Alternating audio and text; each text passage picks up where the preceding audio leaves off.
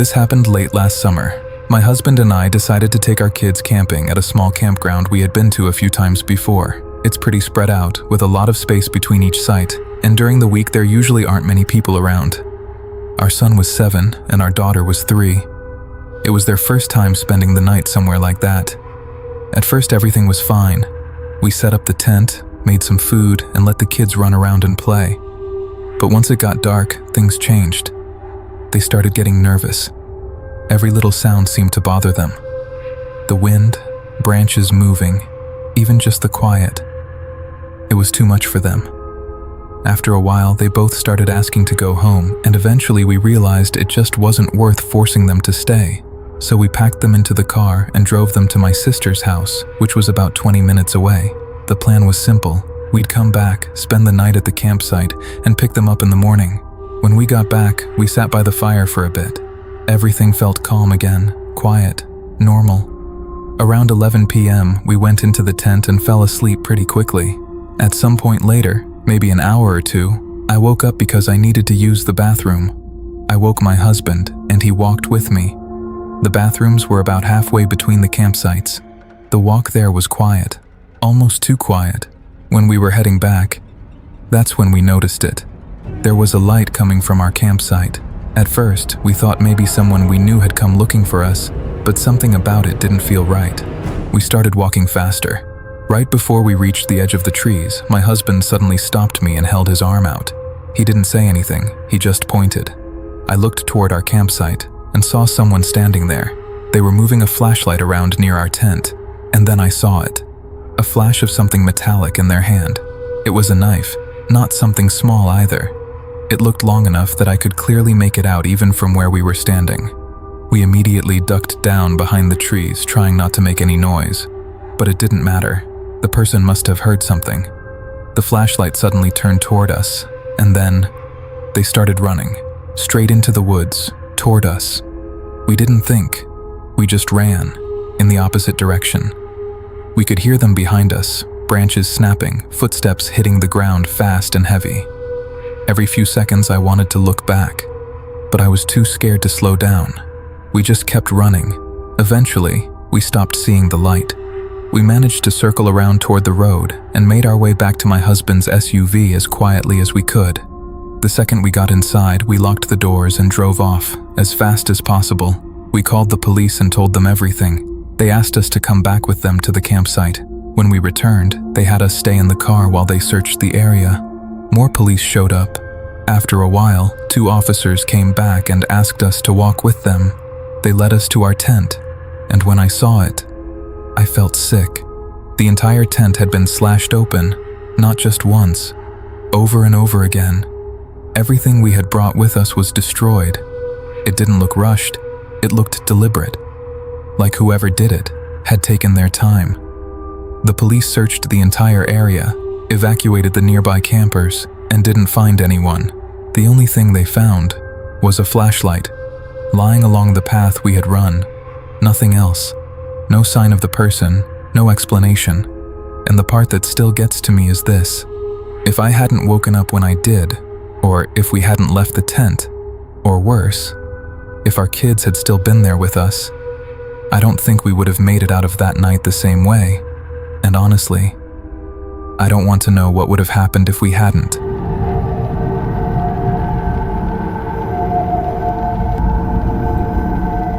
When I was about 14, I used to spend a lot of weekends at a friend's place just outside a small town in western Pennsylvania. His family had a decent amount of land, mostly open fields, and a stretch of woods that ran along an old dirt road no one really used anymore. We spent hours out there riding his dad's old ATV, going back and forth between the field and the tree line, just messing around. One winter I stayed over, and overnight we got a few inches of fresh snow. The next morning, we took the ATV out like we always did, riding along the edge of the woods until we got bored. After a while, we parked it and decided to go in on foot. That part of the woods was kind of a dumping ground. There was old farm equipment, tires, random scraps of metal, just years of stuff left behind. That day, we decided to build a small shelter out of branches and whatever wood we could find. I had a folding saw with me, so I wandered off a little to look for branches that weren't completely frozen. I didn't go far, maybe a minute or two away, when I noticed something on the ground. At first, I thought it was just another pile of junk, but when I got closer, I realized it was a deer, or at least what was left of one. It was mostly bones, but not clean. It didn't look like something that had been eaten. It looked like something that had been pulled apart. The ribs were split open in a way I'd never seen before, and I grew up hunting, so dead animals weren't new to me, but this felt different, wrong. What really bothered me, though, was the snow. There were barely any tracks around it, no clear signs of animals, nothing that explained how it got like that. I just stood there for a few seconds, trying to make sense of it. And then I went back to get my friend. He walked over, looked at it for a moment, and just shrugged. "Probably coyotes," he said. But even he didn't sound convinced. We stayed there a little longer than we should have, just staring at it, before going back to what we were doing. After a while, I was tying a branch onto part of the shelter when I noticed something out of the corner of my eye, between the trees. At first, I thought it was just a shadow, but then I realized it was standing there. It looked like a person, completely still, but I couldn't make out any details. It was like my eyes wouldn't focus on it properly. I called out, thinking maybe someone else was out there. The second I did, it moved, not like someone stepping away. It just shifted and slipped behind a tree faster than I could follow. I told my friend, but he didn't really take me seriously. While he was talking, I looked past him and saw it again. This time, it was closer, out in the open, but still wrong, still hard to look at, like my brain didn't want to process it. I grabbed his arm and told him we needed to go. He laughed at first, but then he turned and saw it too. He didn't say anything after that. Neither of us did. We just ran. We didn't even stick together. I ran straight toward the field, crashing through branches, not caring where I was going. When I finally broke out into the open, I stopped and turned around.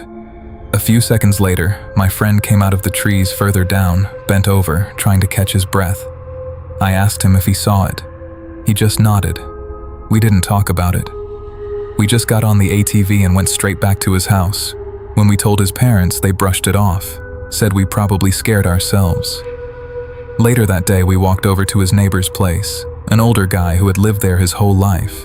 We asked him if anything had ever happened in those woods. He thought about it for a second, and then told us there used to be a logging operation back there decades ago.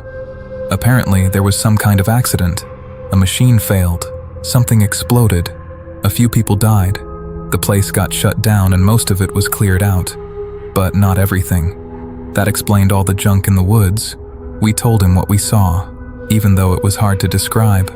He didn't seem surprised. He just said that people had reported seeing things out there before, especially in the winter. We never went back. Those trails we used are probably completely overgrown by now. And honestly, I don't know what we saw that day, but whatever it was, it didn't feel like an animal, and it didn't feel like a person either.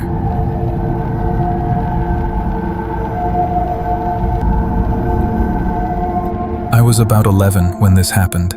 My parents had left me and my younger brother at my uncle's house for the weekend while they were out of town. His place sat right on the edge of a long stretch of forest with a wide clearing behind it that led toward a small park. There weren't really any close neighbors. The nearest house was probably 1,000 feet away, maybe more. I actually liked going there, mostly because my cousin Ethan lived with my uncle. He was 19 and treated me like I wasn't just some little kid. We'd ride ATVs, mess around outside, shoot airsoft guns, normal stuff. That night, my uncle left for work around 8 p.m. By 11, my little brother was asleep in the spare room, and Ethan had passed out on the couch with the TV still on. I couldn't sleep. Too much soda, too much junk food. I just felt restless. After lying there for a while, I grabbed a flashlight from the kitchen and slipped out the back door. My plan was simple. I was going to head out to the clearing and shoot at some cans with my airsoft gun. There was a path behind the yard that cut through the trees. We'd walked it plenty of times during the day. At night, though, it felt completely different, longer, quieter. When I reached the clearing, I set up a few cans we had left out from before and started shooting. For about 15 minutes, everything was normal. Then, as I was reloading, I heard something, a crunch, off to my right. like frozen leaves or branches being stepped on. I froze.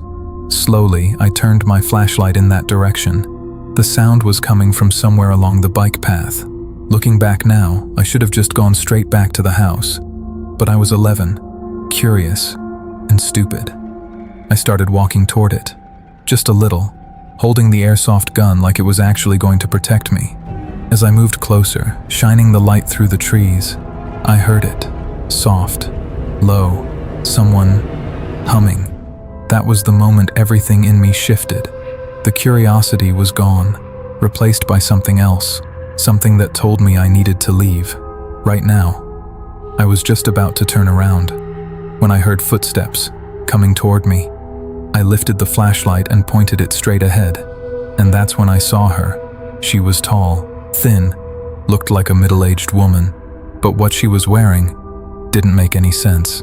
It was freezing that night, below zero, and she was wearing a black satin dress, the kind that hung just past her knees, and high heels, black ones.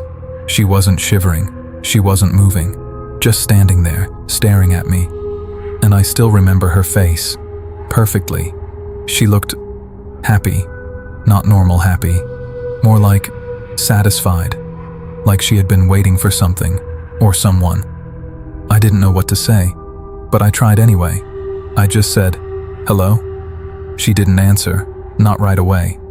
About 10 seconds passed, and then she started making these sounds, wet, almost like she was chewing on something, or smacking her lips together slowly. Then she smiled, wide, too wide, and let out this quiet, breathy laugh, never breaking eye contact. That's when it hit me. Something was very wrong. I took a step back, then another, and that's when she raised her hand and slowly curled her finger toward herself, calling me over. "Come here." I didn't think. I screamed, dropped the airsoft gun, and ran, as fast as I could, back through the clearing, into the trees. I could hear her behind me, running, fast, way too fast. There's no way she should have been able to run like that in heels, on frozen ground, through the woods. But she was, and she was getting closer. I glanced back once, and instantly regretted it. She was right there, smiling, still smiling. I could see the edge of the yard ahead, maybe 30 feet. I knew I wasn't going to make it. And then, I heard it. A sudden gasp, loud, sharp, followed by the sound of something heavy hitting the ground, hard. I looked back one last time. She was on the ground, flat, like she had tripped or slipped on the frozen grass. I didn't stop. I didn't care. I just ran, straight to the house.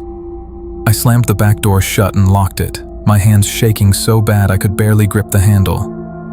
I woke Ethan up and told him everything. At first he looked confused. Then he grabbed a revolver from the closet and went outside to check. He searched the yard, the tree line, but he never went into the woods, and she was gone. The next day, he and one of his friends went back out to the clearing to get my airsoft gun. It was still there. Nothing else was out of place. No footprints, no sign that anyone had been there. But I know what I saw, and I know how close she was. If she hadn't fallen, I don't think I would have made it back to the house. And whatever she wanted, I don't think it was anything good.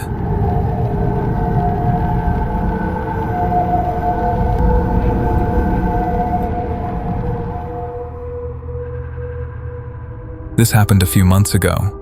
I was at my girlfriend's apartment one night and ended up staying later than I planned, which wasn't unusual since I only live a few miles away. It's usually less than a 10-minute drive, and by the time I left, the roads were almost completely empty. Not long into the drive, I noticed a car behind me. At first, it didn't seem like anything unusual, but when I made a turn, the car turned too. I didn't think much of it right away, but after the next couple of turns, it started to feel a little strange. There weren't any other cars on the road, just me and this one vehicle staying right behind me the whole time. I figured I was probably just being paranoid. It was late, the streets were quiet, and it's easy for your mind to start overthinking things in that kind of situation. Then I pulled up to a red light, and for the first time there was enough light for me to see the driver behind me clearly. When I looked in my rearview mirror, I saw that the guy looked like a clown. His face was painted, his hair looked red, and he was wearing a red nose. There was nothing funny about it though. It didn't feel like a costume, especially not that late at night. It just looked off. When the light turned green, I kept driving and he stayed right behind me. By that point, I was definitely more aware of him, and I started feeling a bit uneasy. A few turns later, I was getting close to my apartment complex. It's a group of buildings with a large parking lot in the middle. I pulled in, and the car followed me inside. That's when I realized I couldn't just park and get out, so I kept driving through the lot and exited out the other side. This time, the car didn't follow. It kept going deeper into the complex. I remember feeling relieved for a second and thinking maybe it really was just a coincidence. Still, something about it didn't sit right with me, so I drove a little further down the road, turned around, and came back a couple of minutes later. When I got back, I parked on the opposite side of the lot from where I had last seen the car. I looked around, but I didn't see him anywhere. There were a lot of cars though, so he could have been parked somewhere out of sight. I got out and started walking toward my building, trying not to overthink it. Then I saw him again. He was walking along the sidewalk near one of the buildings. As soon as I noticed him, I picked up my pace. I wasn't running yet, but I was definitely trying to get inside as quickly as possible. The moment he saw me, he changed direction and started heading straight toward me. That's when I knew something wasn't right. I went straight for the side entrance of my building, and as soon as I started moving faster, he did too. Within seconds, he broke into a run, so I ran. I didn't look back, I just focused on the door. I got there as fast as I could, pulled it open, and got inside, making sure it shut behind me. Then I ran up the stairs to my floor. I stopped for a second, listening to see if the door opened behind me, but it never did. I made it to my apartment, locked the door, and just stood there trying to calm down. Nothing else happened that night. No knocking, no noises, nothing. And I never saw him again, but I still think about it sometimes. I don't know if he was just following me randomly, or if he had seen me earlier and decided to follow me home. Either way, I'm just glad I made it inside when I did.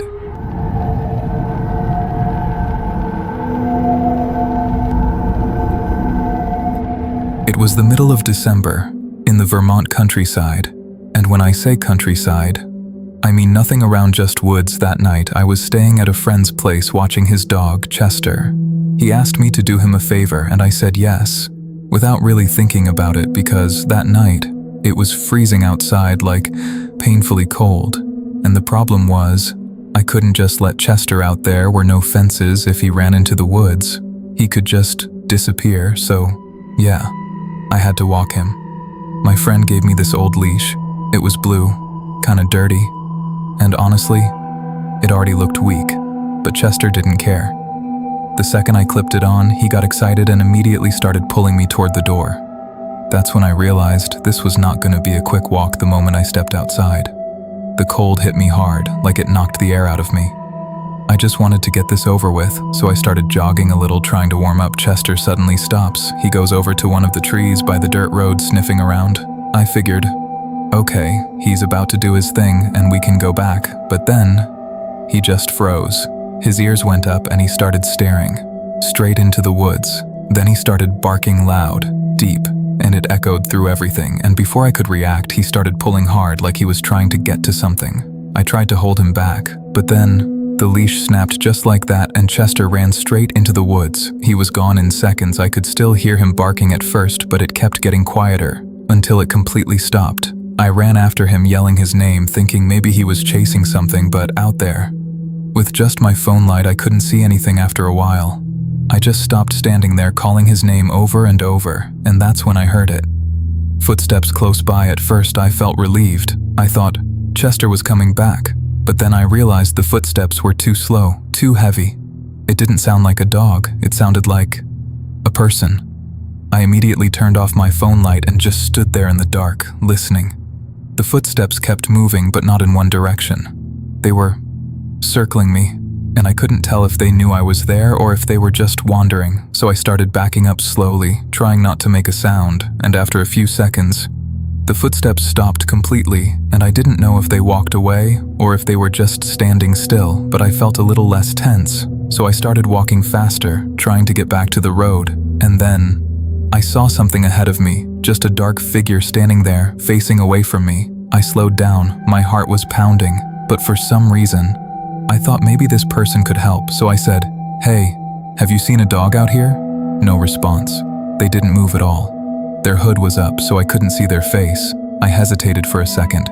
Then I stepped closer and reached out, put my hand on their shoulder, and instantly, something felt wrong. It was hard, not like a person, more like wood. So I moved in front of it, and that's when I saw there was nothing there. No face, no body, just empty clothes, a hood and a stick, holding it up like some kind of dummy.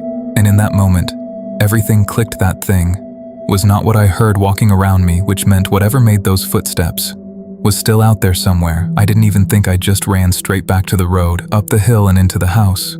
I didn't go back for Chester, and he never came back. Telling my friend was the worst part. He hated me after that, and honestly, I don't blame him. But what still bothers me the most is what happened later that night. I had a dream. I was in my room and I could hear Chester out in the woods, but he wasn't barking. He was whining like he was hurt or scared. I woke up immediately, went to the window and looked out into the woods, hoping that maybe it was real, but it wasn't. Everything was completely silent. I still don't know what happened to him. I don't know why that dummy was out there, and I don't know who or what was walking around me that night, and honestly, I don't think I ever want to know.